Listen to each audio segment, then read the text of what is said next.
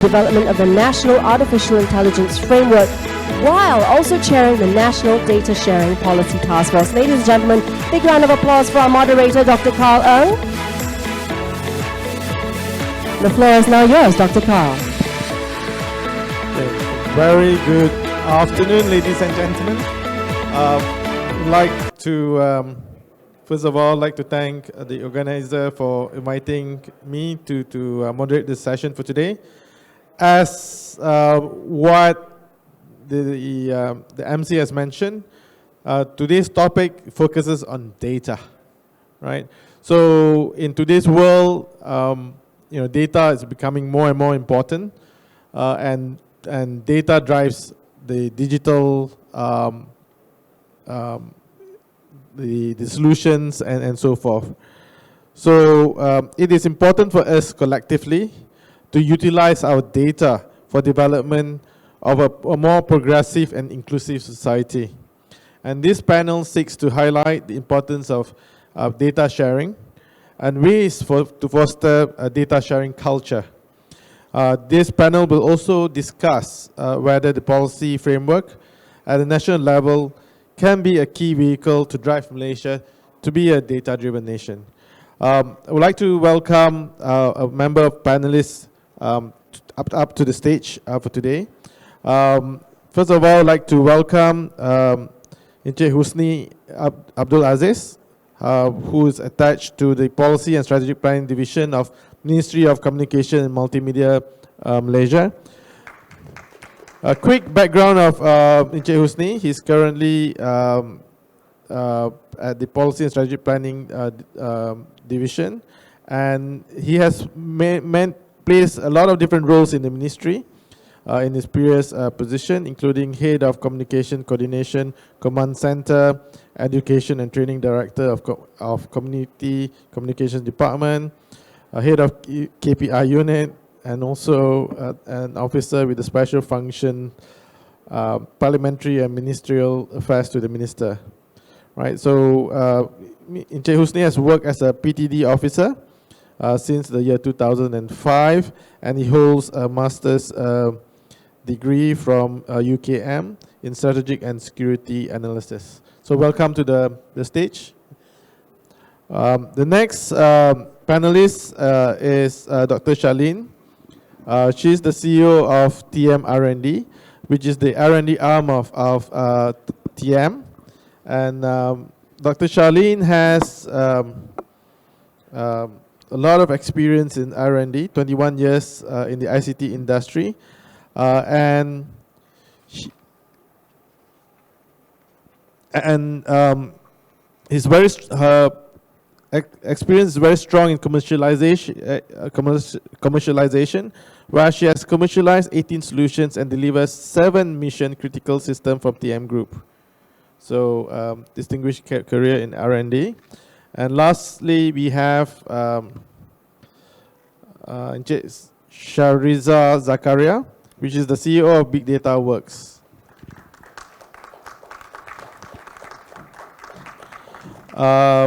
Shahriza holds a bachelor degree from UUM, and he has more than 20 years experience in ICT industry.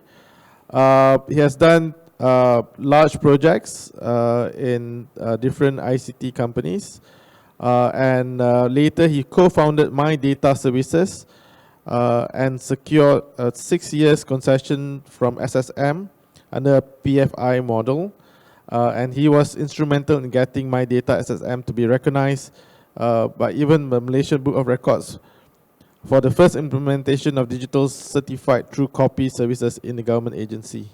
Right, so he has experience working with the government and making data available through a commercial model. Right. So with that introduction, let me start the panel session for today. First of all, I would like the panelists to quickly introduce yourself in the area of data sharing, and perhaps share your experience in data sharing. Okay, Husni. Thank you very much, Dr. Carl. compared to the other two panelists, I'm perhaps the most junior in data sharing. But currently, I'm in charge of the data management unit of the policy division at the ministry. And we are tasked with championing data sharing policy for the country. In this regard, I would like to refer to the earlier sessions. Earlier this morning, we heard from Lord Vasey and also Pak Tom how important it is to have a very clear and consistent policy statement with regards to data sharing. For example, Lord Vasey mentioned that the second most important thing in digital economy is to have the right regulation in place. So, according to research by World Bank, somewhere back, which we use as the foundation for the development of our national data sharing policy, Malaysia is rated as an emulator country, not a trailblazer like, say, the UK or Korea, but we are not also just a participant. We, according to the 7 criteria listed by the World Bank, we are quite okay, especially in the ASEAN region. If you look at the ecosystem, even Pak Tom mentioned that we always come short marketing ourselves, and that we are the the well-kept secret of the ASEAN region. So we have all the potential, and I think with the approved NDSP in April this year, this is also very significant, I think, because it demonstrates a long-term commitment of the government to promote cross-sectoral data sharing. We have had earliest government circular introduced by Mampu, for example, on open data in 2015. And very recently, also this year, the government data sharing circular and also the data-driven government framework. But this is the next step. The country is now ready for the next step, which is to promote cross-sectoral data sharing. You know, not just to promote data sharing among government agencies, but also with the private sector and also NGO and the masses as a whole. So this is what we are doing now. It's a huge task. This is what we are embarking for the next few years. Right, okay. Maybe I think I'll backtrack to just explain what's data sharing, right? So I think in simplest form, it's basically you share a data between an organization to another organization, or could be person to person, right? So in the area of data that can be shared, there's basically 3 different spectrum, right? So one, it's open data, which is publicly made available where by organizations or individuals, where this data can be used and reused to serve a particular purpose, right? So, for example, in the UK, under Transfer of London, they make the data of transportation schedule open and available, right? By doing so, then the solution providers can take this data and incorporate this in their app. For example, if you want to go to a restaurant, you know what's the time of the next bus to go to that restaurant, right? So it creates a different value, right? So there's also a category of data where it's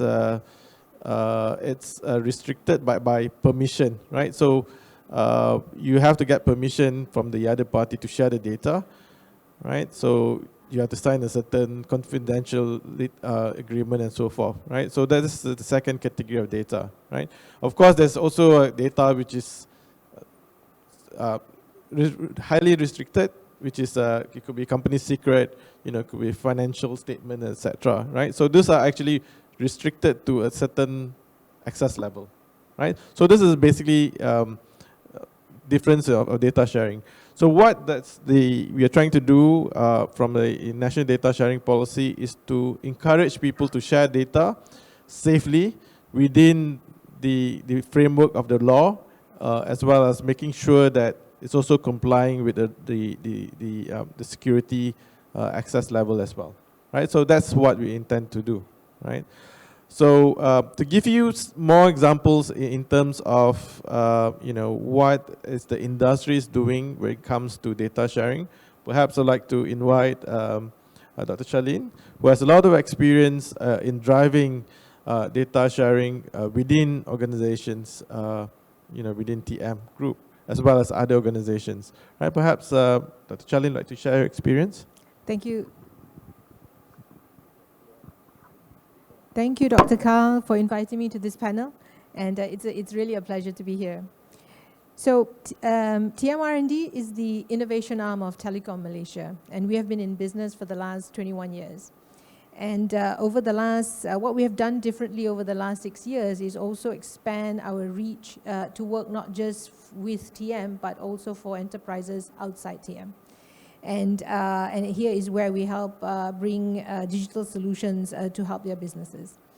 So in fact, we have also expanded further to help businesses outside Malaysia. So we have exported like 6 solutions to 6 countries, the farthest being to South Africa. Our most popular product is the Smart Safety Helmet, where it's actually leveraging data that you get on the work site to provide a safer work environment for the people in the field. So back to Dr. Carl's point and question about the work that we have done nationally. This is a project that we have done with MDEC. This was during the COVID time, where we shared the use of TMR&D's own open innovation platform. That's a data sharing platform as part of the Data Technology Partner Initiative with, I think it was called COVID versus Digital. And it's about allowing researchers to share data. And this was, can you imagine the early stage of COVID when nobody understood what was going on, what was the key symptoms to look out for, what were the drivers of, of transmission and so on. And so we allowed this platform to be used globally. Researchers, government officials shared data, whatever they could. And researchers leverage on this data to provide insights, and insights to be shared back to their institutions, to their respective organizations. So it put in motion for people to see how, with just sharing open data, correlations can be made, and to help the businesses and the governments of the day. Yeah. Thank you, Dr. Charlene. Going back to my earlier example on open data, right? So I mentioned that in London they actually made the data available through the Transport for London open data platform, right? In Malaysia as well, there's data.gov.my, which is the Malaysian open data platform, and it's run by Mampu, right? So far, I think there's thousands of data. Tens of thousands of data which is available at that portal, right? The issue is sometimes the data may not be useful for you because it's basically a series of different data sets, right? So the data is not customized to the researchers or solutions provider requirements, right? So but in Malaysia, there are also different organizations that are making the data available to the public through a platform, right? So here we have Shariza, who has been partnering with a government entity, which is SSM, to provide data services to the public and different organizations. Perhaps Shariza can provide certain insights in terms of your experience doing this and how organizations can benefit from this data sharing. Okay. Hello. Can you hear me? Yeah. Right. First of all, thank you for having me. I will just do justice to the organizer and moderator and MC. I'll be short and sweet, okay? Otherwise, we'll be talking like in hours and hours, right? So this clock is ticking now, 25 minutes we have. Okay, so Big Data Works is a company which is given the rights to service the market by the government agency. So we actually supplies company registry data from Suruhanjaya Syarikat Malaysia, where the data contains information on corporate structure, compliance information, financial standings, and annual reports, which are consumed by credit rating agency, banks, financial services, professional bodies, and audit firms, just to name a few. So our service is also widely known as My Data SSM. This is a sole trustworthy data source that comes direct from SSM database registry. And this is on a PPP model, which stands for public-private partnership. So from our experience managing data on behalf of the government and government agency, we see there are a lot more data source that the public wants. And this is for the use of, for their businesses to do analytics, for them to do insights, for them to do projections and predictions, because today data is all about making informed decision. So we would like to see more participation from government agency to open up to private sector to come and collaborate together and give our value and give input to how we can make the data sharing experience more forward-looking. I'm happy to say that we have been invited by KCOM to be a representative for the private sector and become the National Data Sharing Policy Committee member. So we are allowed to give inputs on how we can do better in creating the policy for the benefit of the government nation. So that's all. Okay, thank you, Shariza. Just for information, earlier on today morning, I think the Secretary General of Communication and Multimedia Ministry has shared that the Prime Minister have announced the National Data Sharing Policy, which has been approved by the Cabinet earlier this year, right? So the whole idea here is to provide the businesses and the public and also government sectors as to look into data sharing, and this is a reference point as basically serve as a guide to encourage people to look at data sharing, right? So the approach is more like a soft approach rather than a hard approach, where a lot of guidelines are given, a lot of hand-holding, trainings, and so forth, right?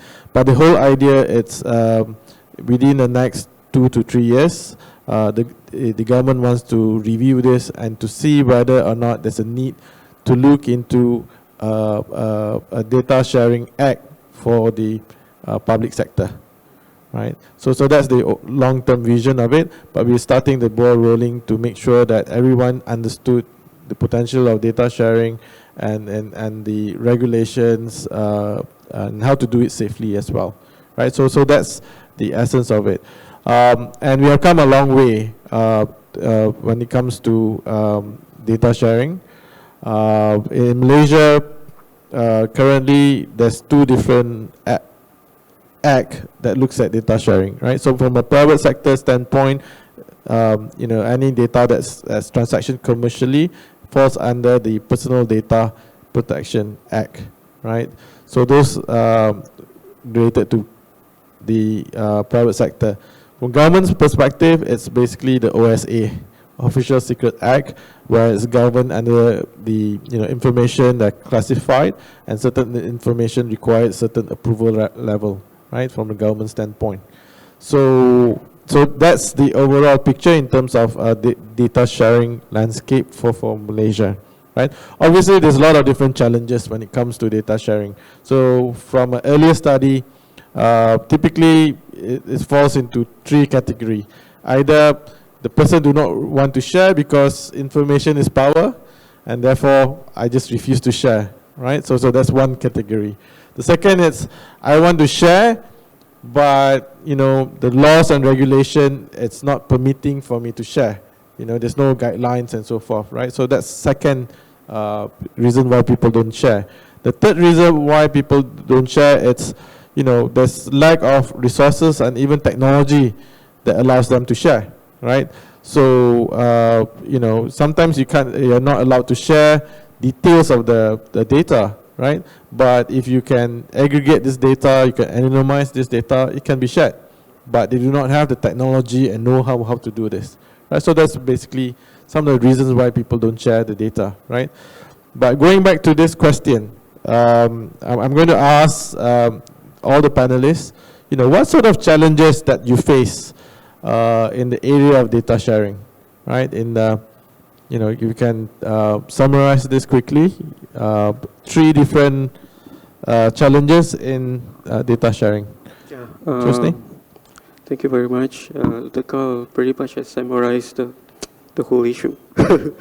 But just to point out several observations, looking at the government approach, as Dr. Carl mentioned earlier, initially the council, the Digital Economy Council, recommended that we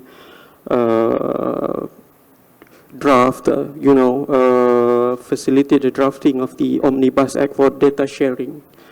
But after negotiation, we opted for a more incremental approach. In that, we proceed with the implementation of the policy first, and then after 2 years, we will conduct an impact analysis and whether it's a requirement. But I think if you look at the scenario in developed countries, it's a must. Like say for Korea, they have their own Information Act, for example, not to say compel people to share, but to facilitate further, especially across sectors.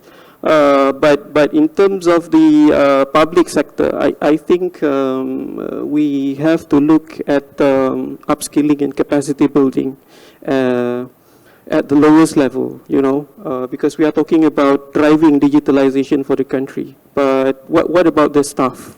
Are they well trained in, let's say, data science, or at least the definition, or the basic dimensions. The earlier concern would be about sharing classified data, for example. I think with us coming up with this national data sharing policy, is a paradigm shift, ladies and gentlemen, in the sense that we are shifting towards an open-end approach. You can share data, but not the classified ones. Not to say upright, you can't share this because these are classified data. Previously, it was the mindset. Thirdly, I would have to point out the lack of focus in the departments, for example. Yeah, we have to multitask most of the time. Government officers, they don't really have very specified focus areas. You have to drive the policy, you have to mingle around with you guys. You need to know the nitty-gritty technical details as well, not to say to be an expert, but in order to drive and to move the policy, we have to engage them. So that's what we are doing now. We have under the NDSP 2 committees, and for the technical committee, we have representatives from the private sector, the academia, to give inputs on areas which needs to be further developed. For example, development of data sharing agreement format, for example, things like anonymization and monetization of data, and how it could benefit government agencies as well as businesses, for example, and establishing a common platform where this could be done safely and avoiding data breach. You need to also emphasize on security as well. So these are the things that we're looking into and should be more focused on. Okay, a quick one, Dr. Charlene, challenges in data sharing? Okay, Dr. Karl, I'll give you 3. Quickly, underlying IT infrastructure that is not built to scale, legacy source systems, and the third one is management's understanding of what it takes to actually drive data sharing as well as digital transformation. Okay, thank you. We will elaborate more later. Perhaps, Shariza? Okay, I have a quick one. One is data availability, because there's not a lot of data out there. And number 2 will be data format, because we have all sorts of data format. Imagine in banks, they are still using legacy data. And now the technology space, they're already into a lighter, a better language, better platform, which doesn't carry a lot of bytes and spaces. The last one will be communication. Communication on awareness, communication between the industry player, and communication between the stakeholder, which is government and private sector. So that's 3. Okay, so the next question is the last question. Is basically, despite these challenges, do you think we are ready to be a data-driven nation? And if there's a policy, how would this policy at the national level be able to cultivate a data sharing ecosystem, right? So these questions, I will start with Shariza first. All right. In my opinion, we are not ready yet. There's a lot of work to do. In fact, data operators and data users have been longing for government to open up their data sharing policy since last 10 years. Okay. But yes, with NDSP, better late than never, yeah. But yes, with NDSP, it will spur value creation instead of valuation, just like Pak Tommy said this morning, especially to B2B and B2C markets. And this will promote more application innovation, enrichment of public and private data, and eventually will shape the people towards data-driven nation. I think, yes, we will go there, but, and we will benefit from this data sharing policy. Okay, thank you. Dr. Charlene? Okay, first of all, congratulations to the Ministry and to MDEC for getting the National Data Policy approved at Cabinet. We are eagerly awaiting what it says in the policy document. But I am actually a great believer of allowing the market forces to dictate, and how to drive change, especially on data sharing policy. And this is especially for the enterprises, because I believe enterprises will instinctively know who to work with, what to do, and how to open up data, which data they want to open up, because it drives business value. So they will know this. Perhaps a policy is needed. Now there's already a policy, but retrospectively, policy is needed to unblock certain impediments, but not for monetization. And I think that's where I feel it should be market forces that decides how data is shared, how much, and so on. So totally believe that we need a policy to govern perhaps government data, because that belongs to the people in some sense, non-sensitive data. How can that be shared for businesses to leverage on and provide greater insights, better products, as a person working in innovation. That's all we look for, you know, to be able to create better products, better insights, and, you know, for the business. Thank you. Hosni? I think the feedback from our two earlier panelists are very positive. And we are positive about it. But we have to recognize the gap that we have. You know, as it was noted by the two co-chairs of our implementation committee, the MDEC CEO and also our Deputy SecGen during our first meeting in August. We need to address both, yeah, the business community, the high-tech players, and also the needs of the masses, the people, the population. Because, you know, I think, you know, communication and awareness is very important.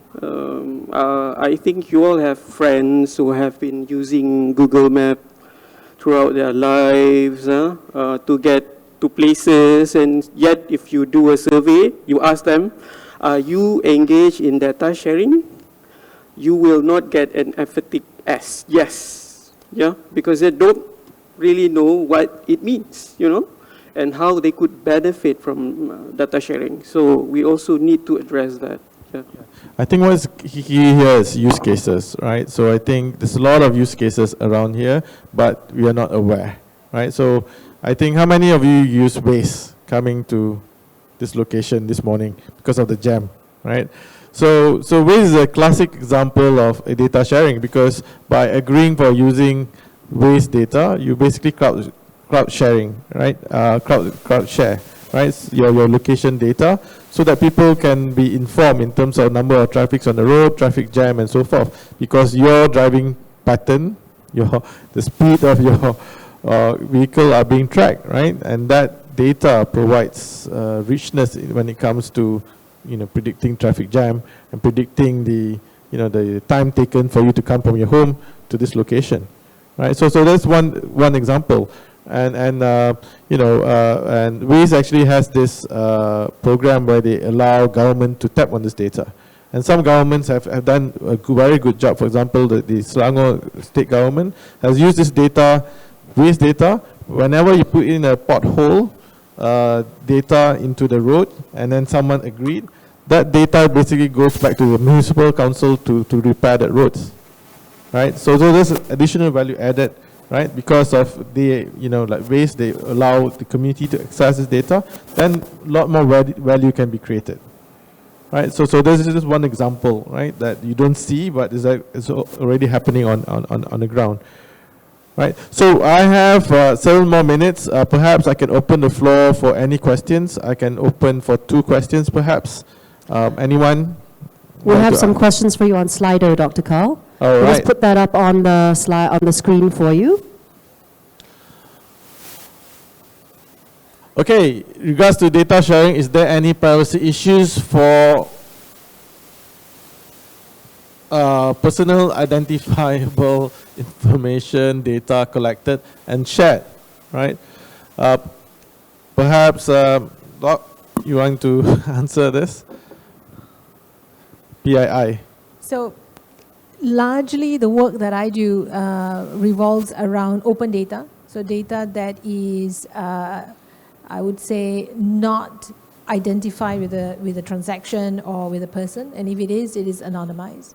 So we have done systems for the frontliners, for Telecom Malaysia, where when you call the call center, what you want to know is what's wrong with my line, or how can I get my service faster, and so on.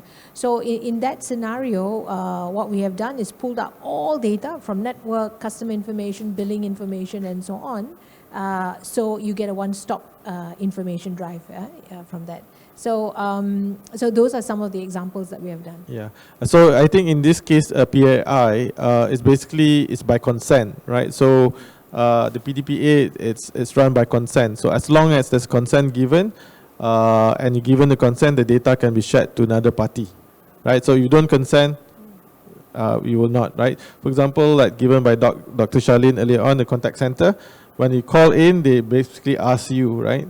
your details, and you consented to those by giving those things to receive a particular services, right? So the consent is basically given, right? So that in essence it's based on PDPA.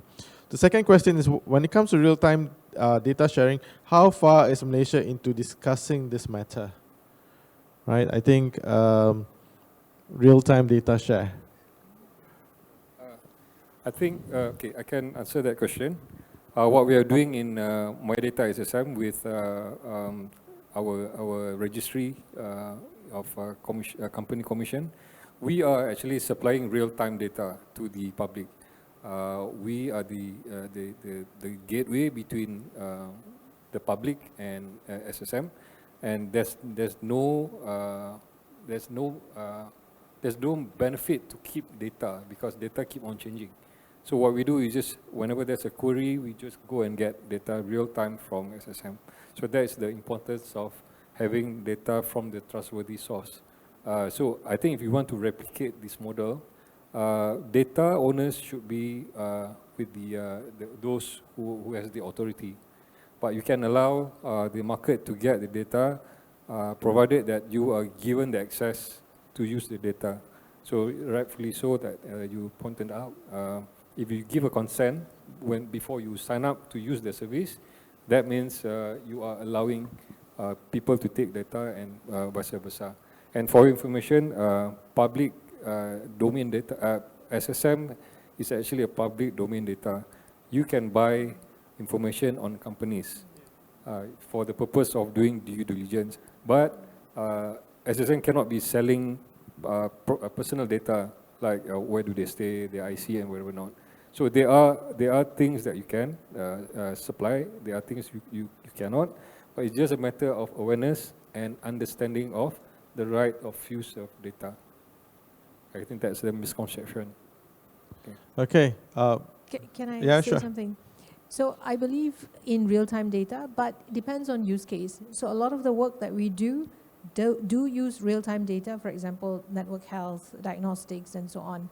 And there are certain cases where real-time data is not required, maybe near real-time. So not everything needs to be real-time. A lot of it would go back to the use case and the underlying infrastructure that you need. For example, if network data don't change so often, then every 15 minutes is good enough as a dipstick, and so on and so on.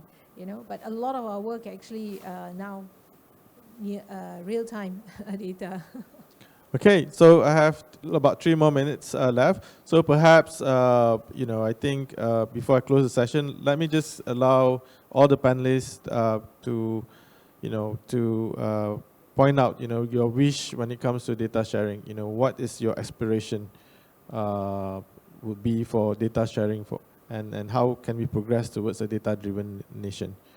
Shariza? Okay, a quick one. I wish the government will allow more participation from public and private in data sharing initiative. Probably allow B2B to work close together to drive the whole initiative.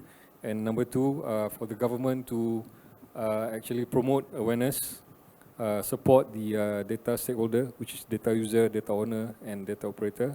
And probably last one is to give protection of IP, and then the rights to use of data, and probably the last one to observe the competition between the players healthily. Okay, Ms. Charlene? My measure of success would be to launch the next unicorn for Malaysia, leveraging on the open data that that the government is allowing. Okay, it's a tall order, but it's a good aspiration. Chosni? Yeah, representing the government, I would have to say that, okay, first of all, just to inform that we are going to have our first technical committee meeting next week. So we'll be looking into the details and you'll be invited. No worries. So we'll discuss the specific KPIs to be achieved, and we'll be open to discuss specific issues. But of course, in the long I would not repeat the overused sentence that data is the new oil, you know. But it's the reality now. You may have the most expensive car, but if you don't have fuel, it will not move anywhere, you know. You may have the technology, you may have the talent, but without data and data exchange, it won't work to support the vision to become a fully digitalized nation. You know, for the long term, we'll be looking at promoting innovation and also economic growth in the digital economy, for example, from data exchange. But we must also look into the small steps, yeah, perhaps to increase the volume of data exchange between the public and private sector, for example, you know, promote the best practices and have an inventory of use cases. Because we have under our NDSP committee 22 over ministries, 6 key agencies under KCOM, and also representatives from the private sector. So yeah, I think we could better synergize to achieve our long-term objective in this regard. Okay, so run out of time, 0.00. So let me just quickly summarize this in 30 seconds, right? So I think, are we ready to be a data-driven nation? Not yet. Obviously, there's a lot of work needs to be done in terms of capacity building, awareness, looking into PPP, you know, between public-private partnership and so forth, so that we're able to increase data accessibility and the understanding of data. So use cases are key, right? So we need to build use cases for the benefit of rakyat and businesses, right? And if everyone works together as an ecosystem, all stakeholders works together, I believe that, you know, we can get there. And it's also the right time as well, because right now the government is committed into data sharing, and we have formed committees to look into this, the National Data Sharing Policy Implementation Committees. And we will be doing a lot of engagement, I'm sure, to look into taking small steps, you know, guideline by guideline, you know, and unlocking some of these challenges so that we're able to move further when it comes to make our nation to become data-driven. Right? With that, thank you so much for your time. Thank you so much, Dr. Karl, and a big round of applause for Dr. Karl and our panelists, Dr. Charlene, Shariza, and Muhammad Husni. Thank you so much for all of your input and insights into that very interesting topic of discussion. Ladies and gentlemen, for any feedback on this session, please do take a picture of the QR code, head there and give us your feedback via the survey on Slido that we'll put up on the screen in just a little bit. Now, Dr. Karl did an excellent job of summarizing the session, but I have also been copiously taking notes during the session, so please do allow me to also add to the notes that I have been taking. Now, to enable a data-driven economy means encouraging people to share data safely within the framework of the law, while also complying with security access levels. Now, it's evident that with the rise in digitalization, companies require a lot more data sources for them to do analytics, insights, and projections. And the National Data Sharing Policy launched early this year is a guide on how to conduct data sharing responsibly and securely, but within the next 2 to 3 years, it may be reviewed on whether this policy will need to be formulated further into an act. So, is Malaysia ready? As Dr. Karl summarized, there is a lot of work to be done. So maybe not just yet, the gaps need to be recognized and more public-private partnerships need to be created. But the panelists are overall positive that it can be done. Dr. Charlene reckoned that market forces must be allowed to dictate what data needs to be shared, and more awareness needs to be created on data protection, plus the types and benefits of data sharing. The most important thing in a successful digital economy, as Shariza said, is to have the right regulations in place, and that restricted data needs to be more secure. So, ladies and gentlemen, I hope you enjoyed that session. Another big round of applause, please, for our panelists. They did an excellent job of taking that issue apart and putting it back together.